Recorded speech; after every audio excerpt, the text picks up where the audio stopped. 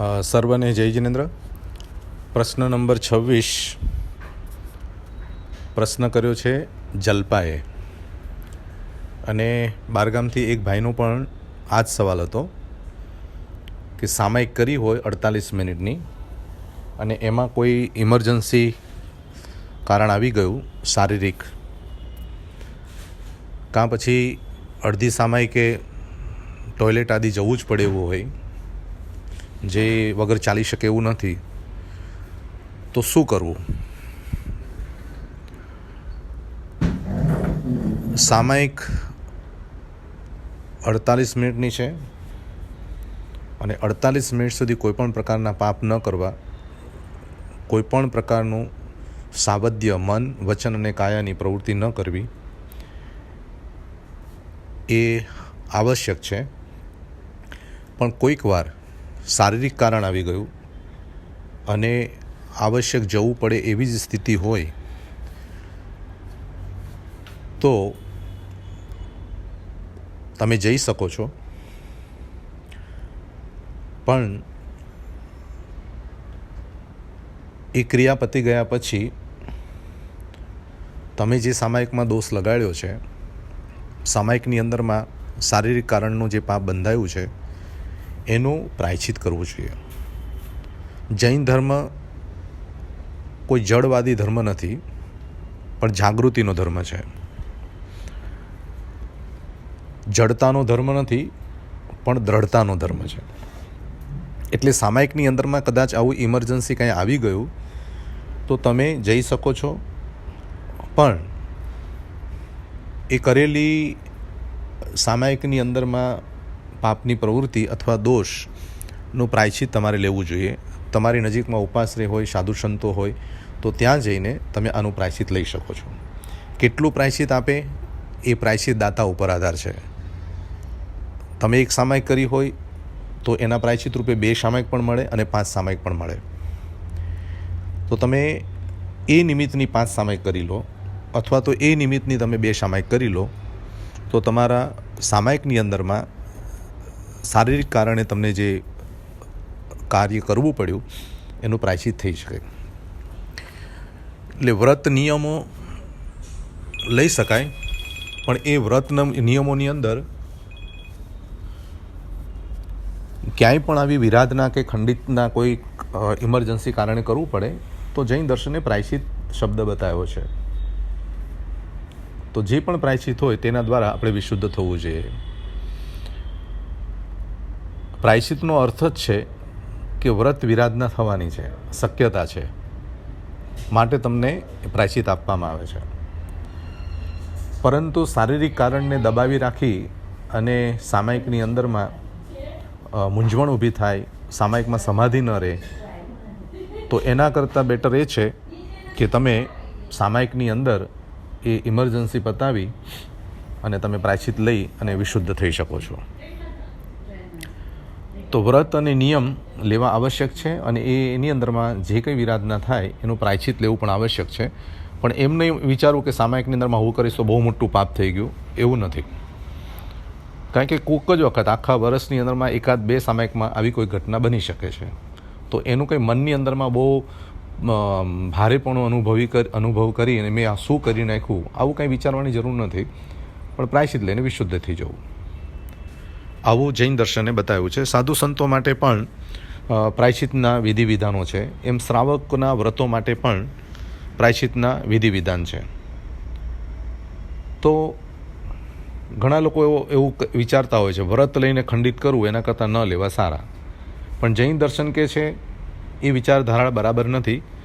પણ વ્રત લીધા છે ને ક્યાંક ખંડિતતા થઈ ગઈ, ક્યાંક દોષ લાગી ગયા, તો એનું પ્રાયશ્ચિત લઈને વિશુદ્ધ થઈ શકાય છે. એટલે વ્રત લેતા ડરવું નહીં, ગભરાવવું નહીં. તો સામાયિકની અંદરમાં આવા કોઈ પણ જલ્પા દોષ લાગી જાય વર્ષમાં ક્યારેક, તો પ્રાયશ્ચિત લઈને વિશુદ્ધ થઈ શકાય છે. એટલે એવી કોઈ ચિંતા કરવી નહીં. સામાયિકની અંદરમાં આવું કંઈ પણ કદાચ શારીરિક કારણમાં જવું પડે, કરવું પડે, તો કોઈ મૂંઝાવવું નહીં, પ્રાયશ્ચિત લઈને પાછા વિશુદ્ધ થઈ જવું. બરાબર છે? જય જિનેન્દ્ર. જય જિનેન્દ્ર સર્વને. પ્રશ્ન નંબર 27 બીનાબેન શાહ, મુંબઈ. તેમનો પ્રશ્ન છે, ધાર્મિક અનુષ્ઠાનમાં થયેલી હિંસા કર્મ બંધાવે? એટલે કે ધર્મ અનુષ્ઠાનમાં હિંસા થાય તો તેનાથી કર્મ બંધાય? તો બીનાબેન, હિંસા એટલે હિંસા, પછી એ ધર્મના અનુષ્ઠાનની હોય કે સંસારના કાર્યની હોય, હિંસા દ્વારા કર્મ બંધાય છે. પણ હિંસાના પ્રકારો સમજવા પડશે. દ્રવ્ય હિંસા અને ભાવ હિંસા. દ્રવ્ય હિંસા એ પ્રાણીની હિંસા કરવી, અને ભાવ હિંસા એટલે આત્માના ગુણોની હિંસા કરવી. આ બે ભેદ સમજવા પડશે. તો ધાર્મિક જે અનુષ્ઠાનો થાય છે એમાં જો તમારા ભાવો શુદ્ધ હોય, સાત્વિક હોય, તો એમાં થતી હિંસા એ દ્રવ્ય હિંસા છે. અને તમારા ભાવ જો વિકૃત હોય, મિથ્યાત્વના હોય, અજ્ઞાનતાના હોય, તો ધર્મના અનુષ્ઠાનમાં થયેલી હિંસા એ તમને કર્મબંધનનું કારણ બને છે. એક વાત ચોક્કસ યાદ રાખવાની કે ધર્મ અનુષ્ઠાનની અંદરમાં આપણું હિંસાનું લક્ષ્ય હોતું નથી, પણ કદાચ થઈ જાય તો જાણતા અજાણતા થયેલી હિંસાનું પ્રતિક્રમણ કરવાનું જૈન દર્શનમાં વિધાન છે. પણ હિંસા અહિંસાનો અર્થ પણ આપણે સમજવો પડશે કે હિંસા એટલે બીજા જીવોને પીડા આપવી, દુઃખ આપવી, તકલીફ આપવું. તો એકેન્દ્રિય જે જીવો છે એ એકેન્દ્રિય જીવોની હિંસા આપણે શ્રાવકપણામાં એટલે કે ગ્રહસ્થપણામાં કરવાની હોતી નથી, પણ અનિવાર્ય છે. જેને કર્યા વગર તમે જીવન જીવી નહીં શકો. પૃથ્વી, પાણી, અગ્નિ, વાયુ, વનસ્પતિ. પણ જ્યારે ધાર્મિક કાર્યમાં બેઠા છો, સામાયિક લઈને બેઠા છો, ધર્મનું અનુષ્ઠાન કરી રહ્યા છો, ત્યારે ભગવાને કીધું કે આવી દ્રવ્ય હિંસા અને ભાવ હિંસા બંને હિંસાથી આપણે મુક્ત થવું જોઈએ, એવું વિધાન છે. એટલે ધર્મ અનુષ્ઠાનો હિંસાથી થતા હોય અથવા તો હિંસા કર્યા વગર જો ધર્મ અનુષ્ઠાનો થતા જ ન હોય એવું ક્યાંય તમને દેખાતું હોય તો જૈન દર્શન કે જે ધાર્મિક અનુષ્ઠાનમાં હિંસા વર્જ્ય છે. અને જ્યાં હિંસા છે ત્યાં મહાવીરનો ધર્મ નથી, અને જ્યાં ધર્મ છે ત્યાં હિંસા નથી. હવે તમારી જે મુદ્દાની વાત છે કર્મબંધ, તો કર્મબંધ જે છે એ તમારા મન, વચન અને કાયાથી જે પણ તમે કરો છો એમાં આશ્રવ આવે છે, કર્મના આશ્રવો આવે છે. પણ કશાય કરો, રાગ કરો, દ્વેષ કરો, મિથ્યાત્વમાં રહો, અજ્ઞાનતામાં રહો, તો તમારો આત્મા કર્મથી ભારે થઈને કર્મ બાંધે છે. તો કર્મની બંધ જે અવસ્થા છે એ તમારા કશાયો ઉપર છે. ધાર્મિક અનુષ્ઠાનમાં હિંસાથી કર્મ બંધાઈ ગયા કે ન બંધાયા એવું જૈન દર્શન નથી કહેતું, પણ જૈન દર્શન કહે છે તમારા આત્માની અંદરમાં જે કશાયો છે, વિષયો છે, મિથ્યાત્વ છે, અજ્ઞાનતા છે, એના કારણે તમારા આત્મામાં કર્મના બંધ થાય છે.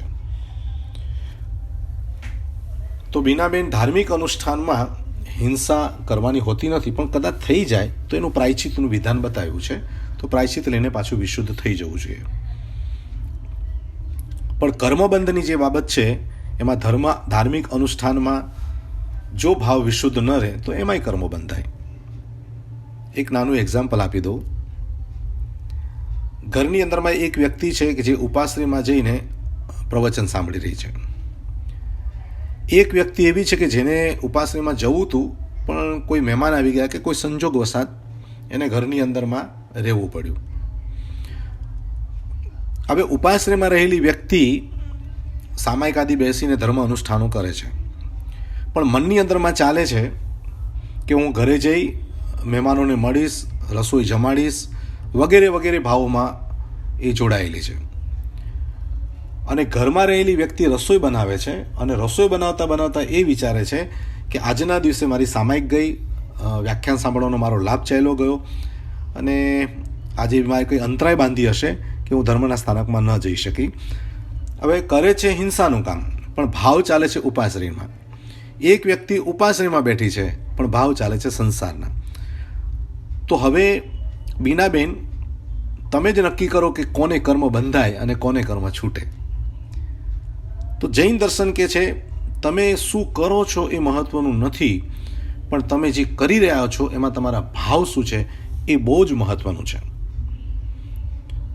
તો ધાર્મિક અનુષ્ઠાન એટલે કે ધાર્મિક ક્રિયાઓ જે અહિંસક જ હોવી જોઈએ, સાથે ભાવ પણ આપણા વિશુદ્ધ હોવા જોઈએ. પણ કદાચ દ્રવ્ય હિંસા તમને ક્યાંય દેખાય અને થાય અને કરવી પડે કદાચ, તો એના પ્રાયશ્ચિત લઈને વિશુદ્ધ થઈ શકાય છે.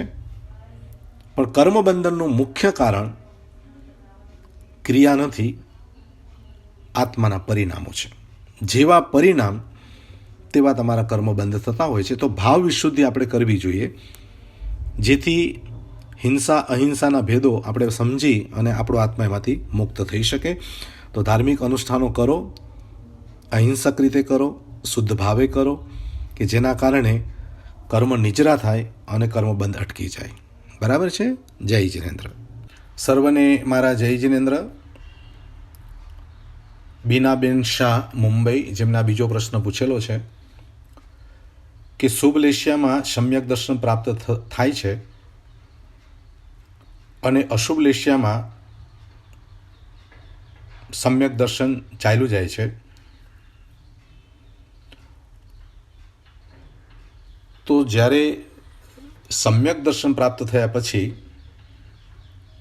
જો અશુભ લેશિયા આવે તો સમ્યક દર્શન ટકે કે ન ટકે, એટલે કે સમ્યક દર્શન રહે કે ન રહે. બીનાબેન, સમ્યક દર્શનનો વિષય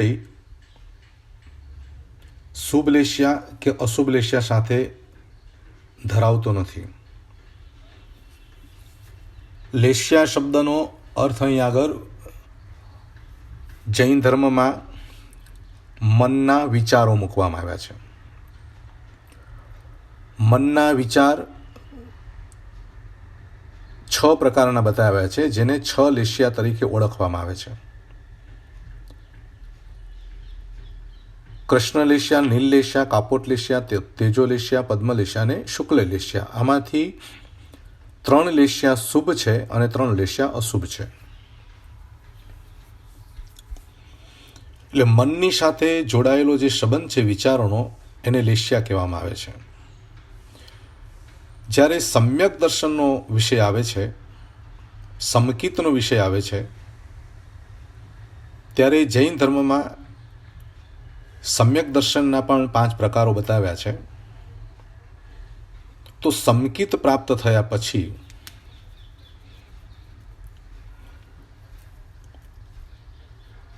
લેશિયા શુભ જ હોય એવી જરૂરી વાત નથી.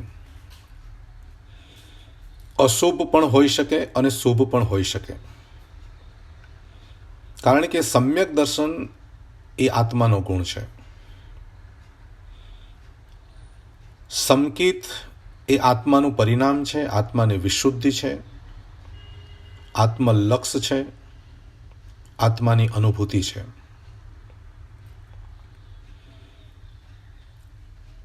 એટલે સમ્યક દર્શન આવ્યા પછી શુભ લેશિયા પણ રહી શકે, અશુભ લેશિયા પણ રહી શકે. જેમ કે અસાતાના ઉદયની અંદરમાં સમ્યક દર્શન ટકી શકે છે અને સાતાના ઉદયમાં પણ સમ્યક દર્શન ટકી શકે છે. તેવી જ રીતે શુભ લેશિયામાં અને અશુભ લેશિયામાં સમ્યક દર્શનનું જવું અથવા સમ્યક દર્શનનું ટકવું એ સંબંધ ધરાવતું નથી. પણ કહી શકાય કે આત્મામાં સમકિત પ્રગટ થાય તો શુભ લેશિયામાં આત્મા રમણ કરતો હોય છે, એટલે કે તેનું મન શુભ લેશિયામાં રમણ કરતું હોય છે. પણ શુભ લેશિયા જ હોય એવું કહી શકાય નહીં, એટલે સારા વિચારો જ હોય એ કહી શકાય નહીં. પણ સમ્યક દર્શનનો જે ગુણ છે એ મન, વચન અને કાયાથી પેલે પાર છે. એટલે યોગનો વિષય છે એ કર્મને ઉદયને આધીન છે અને ઉપયોગનો જે વિષય છે એ જ્ઞાનને આધીન છે. એટલે બીનાબેન, તમારે મનના 6 લેશિયા વિષયનો અભ્યાસ કરવો જોઈએ અને સમ્યક દર્શન એટલે કે આત્માનો જે ગુણ છે એનો પણ અભ્યાસ કરવો જોઈએ. એટલે 5 પ્રકારના સમ્યક્ત્વનો અભ્યાસ અને 6 પ્રકારની લેશિયાનો અભ્યાસ. આ બંને અભ્યાસ કરવાથી તમને આ પ્રશ્નોનું સમાધાન થઈ શકશે, કારણ કે વિષય બહુ ગહન છે, સમજવા જેવો છે. તો સમ્યક દર્શની આત્મા કદાચ અશુભ લેશિયામાં જાય તો પણ તેનું સમ્યક દર્શન જતું નથી. એટલે વિચારો સાથે સમ્યક દર્શનને વધુ સંબંધ નથી. સમ્યક્ત્વનો અર્થ છે વાસ્તવિક, જેવું છે તેવું. એવી દ્રષ્ટિકોણમાં જ્યારે આત્મા સ્થિર થાય છે ત્યારે તે શુભ લેશિયાને પણ જોનારો હોય છે અને અશુભ લેશિયાને પણ જોનારો હોય છે, કારણ કે લેશિયા એ આત્માનો સ્વભાવ નથી. વિચાર કરવા એ આપણો સ્વભાવ નથી, પણ કર્મને ઉદયને આધીન અથવા તો નિમિત્તને આધીન બની જીવ વિચારો કરે છે. તો વિચારોથી પણ હું પર છું, વિચારને પણ હું જોનારો છું અને હું વિચાર કરવાવાળો નથી. આવા ભાવોમાં જ્યારે આપણે સ્થિર થઈએ છીએ ત્યારે આપણામાં સમ્યક દર્શન પ્રગટ થયું ગણી શકાય. સંકિત વગર મોક્ષનો શુભારંભ થતો નથી. એટલે એવું નહીં વિચારવું કે સારા વિચારો આવે એટલે આપણે ધાર્મિક બની ગયા અને ખરાબ વિચાર આવ્યા એટલે આપણે પાપી બની ગયા. સારા વિચારો અને ખરાબ વિચારોની શૃંખલા તમારા અંતરમાં જેવા પ્રકારના કર્મના ઉદયો છે તેવા પ્રકારના આવવાના છે. ખૂબ કાળજી રાખવા છતાંય સ્વાસ્થ્ય બગડે છે કે નથી બગડતું? અને કંઈ પણ સાવચેતી રાખ્યા વગર પણ વ્યક્તિનું સ્વાસ્થ્ય સારું રહે છે? હા, રહી શકે છે. તો એના મૂળ કારણમાં શાતાવેદન્ય અને અશાતાવેદન્ય જવાબદાર છે. તેવી જ રીતે મન ખૂબ સારા વાતાવરણમાં હોવા છતાં અશુભ વિચારોમાં ખેંચાઈ જાય એવું બની શકે, અને ખૂબ જ ખરાબ વાતાવરણમાં પણ મન સારા વિચારોમાં ચડી જાય એવું પણ બની શકે છે. એટલે વિચારોને જૈન દર્શને લેશિયા તરીકે ઓળખી છે અને સાક્ષી ભાવથી આ વિચારોને, વાણીને અને વર્તનને નિહાળી લેવા રાગ દ્વેષ વગર તટસ્થ ભાવે જે પણ સંજોગો આવ્યા છે તેમાં સ્થિર થવાના પ્રયત્નમાં સફળતા મળે છે. તેનું નામ સમ્યક જ્ઞાન, સમ્યક દર્શન, સમ્યક ચારિત્ર છે. એટલે બીનાબેન, આ વાત મને લાગે છે તમને સમજાશે. આ બે ડિપાર્ટમેન્ટને અલગ કરી નાખો. સારા વિચારો આવવાથી તમે ધાર્મિક બની ગયા એવી ભ્રમણા પણ મગજમાંથી કાઢી નાખો, અને ખરાબ વિચાર આવી જવાથી તમે બહુ પાપી બની ગયા એ પણ વિચાર મગજમાંથી કાઢી નાખો. કારણ કે મનનો સ્વભાવ છે વિચાર કરવો, અને એ વિચારોને જોવાનો જે સ્વભાવ છે એ સમ્યક દર્શનનો છે. સમ્યક એટલે સાચી રીતે, દર્શન એટલે જોવું. તો સમ્યક દર્શન 24 કલાક જાગૃત રાખવાનું છે. વિચારોને સારા બનાવવા એક પ્રયાસ કરવો જોઈએ, પરંતુ સારા બની જ જશે એવી કોઈ ગેરંટી નથી, કારણ કે વિચારો કર્મને ઉદયને આધીન છે, સંજોગોને ઉદયને આધીન છે. તમને ખ્યાલ હશે, સમોસરણમાં પણ ભગવાન મહાવીર સ્વામી સામે બેઠેલા સાધ્વીજીને પણ ચક્રવર્તીની સ્ત્રી રત્નને આવતા જોઈ અને ચક્રવર્તીના ચહેરા ઉપર નજર પડી જતા એના મનમાં એવા વિચારો આવ્યા હતા કે મારા ચારિત્રનું ફળ હોય તો આવતા ભવની અંદરમાં હું પણ આવા ચક્રવર્તી જેવું સુખ પ્રાપ્ત કરું. સમોસરણનું વાતાવરણ હતું, ભગવાન મહાવીર સ્વામી બિરાજમાન હતા, અને છતાંય આ અશુભ લેશિયા, મોહજનિત લેશિયા સાધ્વીજીને આવા વિચારે ચડાવી દીધા હતા. એટલે ભગવાન મહાવીરને ખબર પડી કે સાધ્વીજીએ આવો વિચાર કર્યો છે, એટલે ભગવાન મહાવીરે એને પ્રાયશ્ચિત આપીને વિશુદ્ધ કર્યા. તો આ પ્રસંગ એમ બતાવે છે કે વાતાવરણ આટલું બધું સુંદર હોવા છતાં અશુભ કર્મનો ઉદય અશુભ વિચારો તમારા મનમાં લાવી શકે છે. પણ જો સમ્યક દર્શન તમારું તાજું હોય તો પુનઃ એમાંથી તમારા વિચારોની સાક્ષી ભાવ લાવી અને તમે પાછા જાગૃત બની શકો છો. તો અશુભ વિચારો આવવાથી તમારું સમ્યક દર્શન ચાલ્યું જાય એવું જરૂરી નથી, અને શુભ લેસ્યા કરવાથી તમને સમ્યક દર્શન આવી જાય એવો પણ જૈન દર્શનમાં વિકલ્પ કે વિષય નથી, કારણ કે બંનેના સ્વભાવ અલગ છે. વિચારો મનનો વિષય છે અને સંકિત એ આત્માનો વિષય છે. જરૂર આ પ્રશ્નના જવાબ ઉપર તમે ચિંતન કરજો, મનન કરજો, જેના કારણે તમે વ્યવસ્થિત રીતે તમારા સમ્યક દર્શનને અને તમારી વિચારોને તમે ન્યાય આપી શકશો. હજી પણ ઘણા સાધકો પ્રશ્ન મોકલાવે છે, અને જે જિજ્ઞાસુને હજી પણ કાંઈ પણ પ્રશ્ન થાય તો તમે જરૂર મને મોકલજો, કે જેના કારણે તમારો પ્રશ્ન સર્વ માટે જ્ઞાનના સહાયક બની શકે, જ્ઞાન જાગૃતિમાં પૂરક બની શકે. તો આપ સૌ સમ્યક દર્શન અને વિચારની બંને દુનિયાને સમજવાનો કોશિશ કરશો, પ્રયત્ન કરશો. સર્વને જય જિનેન્દ્ર. જય જિનેન્દ્ર. પ્રશ્ન નંબર 29 કાંદીવલીથી નિમિતભાઈ સંઘવી, જેમને પ્રશ્ન પૂછ્યો છે કે ભગવાન મહાવીર સ્વામી 12.5 વર્ષ ને 1 પખવાડિયા સુધી જે સાધના કરી, તો એ સાધનામાં ભગવાન મહાવીર સ્વામીએ શું કર્યું? ધ્યાન ધર્યું? તો કયું ધ્યાન ધર્યું? તો એ વિગતે જરા સમજાવશો. ભગવાન મહાવીર સ્વામીની 12.5 વર્ષની સાધના આપણે બધા જાણીએ છીએ. એટલે નિમિતભાઈ, ભગવાન મહાવીર સ્વામી જ્યારે જન્મ્યા ત્યારે 3 જ્ઞાન લઈને જન્મ્યા હતા: મતિ જ્ઞાન, શ્રુત જ્ઞાન અને અવધિ જ્ઞાન. અને કરેમી ભંતેનો પાઠ એટલે કે દીક્ષા લીધી ત્યારે મન પરયો જ્ઞાન પ્રાપ્ત થયું. આ 4 જ્ઞાનના સ્વામી જ્યારે 12.5 વર્ષને 1 પખવાડિયા સુધી સાધના કરે તો શું કરે,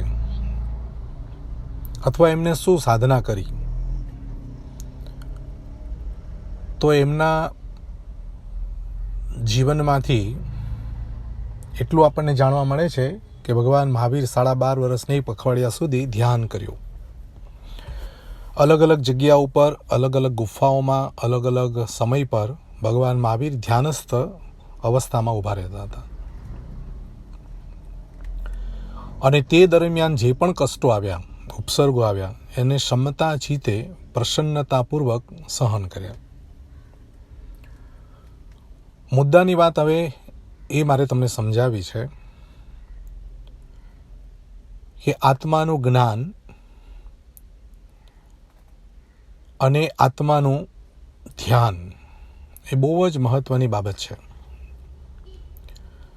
જ્ઞાન પ્રાપ્ત કરવું એટલે આત્માના સ્વભાવનું, આત્માના સ્વરૂપનું અને આત્માની અવસ્થાનું તમને જ્ઞાન થવું. આત્માના જ્ઞાન થયા પછી તેમાં લયલીન બનવું. લયલીનતા, તેનું નામ છે ધ્યાન. આત્માના ગુણોમાં એકચિત્ત બનવું, તે છે ધ્યાન. આત્માના વિકલ્પો, સંકલ્પો, તરંગોથી મુક્ત થઈ ઉપશાંત દશાની અનુભૂતિ કરવી, તેનું નામ છે ધ્યાન. એટલે કે ભગવાન મહાવીરે 12.5 વર્ષને 1 પખવાડિયા સુધીમાં જે પણ તેમની સામે બન્યું, મનમાં જે વસ્તુ ઊભી થઈ, કાયામાં જે વસ્તુ ઊભી થઈ, જીવનમાં જે સંજોગો ઊભા થયા, તે બધાની વચ્ચે સાક્ષી ભાવ રહી સમતા ભાવનો આસ્વાદ પ્રાપ્ત કર્યો. એટલે કે મહાવીર સ્વામીની સાધના એ જ હતી કે જે પણ સંજોગો કર્મના ઉદય આવે છે તે ઉદયોને શાંત ભાવે, સાક્ષી ભાવે તેમાંથી પસાર થઈ જવું. તે સંજોગોને સાક્ષી ભાવે નિહાળી લેવા. એટલે આત્માનું સતત ચિંતન થવું તે જ્ઞાન છે, અને આત્મામાં સ્થિર થઈ જવું તે ધ્યાન છે,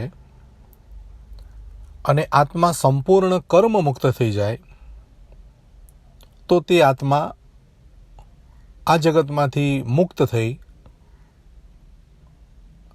સિદ્ધ અવસ્થાને પ્રાપ્ત કરે છે.